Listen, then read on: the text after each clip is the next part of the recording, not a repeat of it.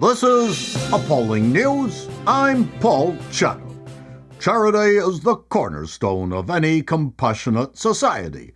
Take a look at this example of an obviously down-on-his-luck starving individual who published this how-to video about getting free food from food banks in Toronto. Look at how not emaciated he is.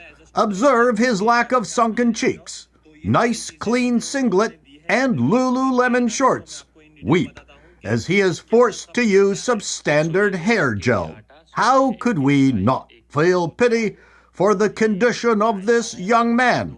And just look how he is denied the advantages of our North American diet of Jif peanut butter, Kraft dinner, Captain Crunch cereal, and Pillsbury dinner rolls, and instead must suffer with healthy food from his ethnic background. We are overwhelmed with sadness witnessing such cruelty to new Canadians who have learned to game the system. Appalling News does not cover entertainment because it's not the hard news you have come to expect from us. But we just had to draw your attention to Variety's Power of Women event featuring an unrecognizable Kate Beckinsale dressed in this evocative outfit. If you're not going down on one, you might as well dress like one. We are always impressed by women who are so skinny you can pass a football between their legs without touching either appendage.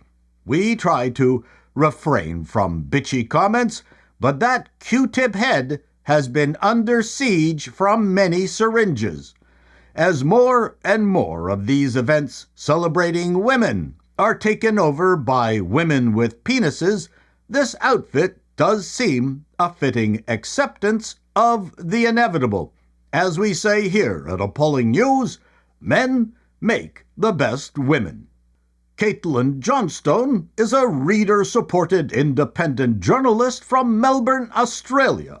In this Twitter X post, she wrote in reference to the death of Hamas terrorist leader Yahya Sinwar, "My husband has spent all morning talking about how he hopes he gets to die in battle fighting off drones and tanks with one arm and a giant erection.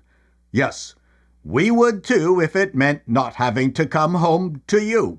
By giant erection, we're wondering if he was referring to Kate Beckinsale's outfit. We'd like to thank the New York Times for a recent article highlighting something called Black Girls Hike, a program started by Rianne Fitikun in the UK back in 2019. Because of your reporting, we can make fun of it now. According to Rianne's website, Black Girls Hike provides a safe space for black women to explore the outdoors, challenging the status quo and encouraging black women to reconnect with nature. We host nationwide group hikes, outdoor activity days, and training events. She is also quoted as saying, "I also wanted to create a safe space in which black women could feel comfortable in the outdoors because it is predominantly a white and middle-class domain." The article includes the racist disparity she saw on trails. Where exactly is the safe space on a hiking trail? Is there a way to tell if a trail reeks of white middle-class domain? What happens if she encounters a white family coming towards them on a trail? Do you allow for an emotional recovery period? Does she discourage her cohorts from wearing Nike collectible basketball shoes? Are stretch leggings allowed? We here at Appalling News are avid hikers. We never realized that the great outdoors was racist. Here in Ontario, we have the magnificent Bruce Trail, which starts in Queenston on the Niagara River and ends in Tobermory on the Bruce Peninsula.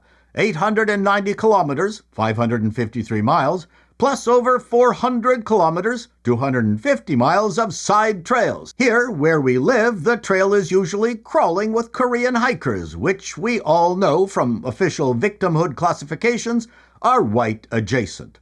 As you can see from this signage, devoid of any white people at all, from McGregor Point Provincial Park, where my wife and I recently went on our racist hikes, enjoyed racist sunsets with our white supremacist dog, Ivy. All kidding aside, Rianne's discovery was that black women in the UK don't hike much or think of hiking, encouraging anyone to enjoy what is essentially free and of great health benefit to everyone is a good thing. Why your hate hikes have to be packaged in modern critical race theory ad hominems against the usual suspects is a mystery and not particularly beneficial.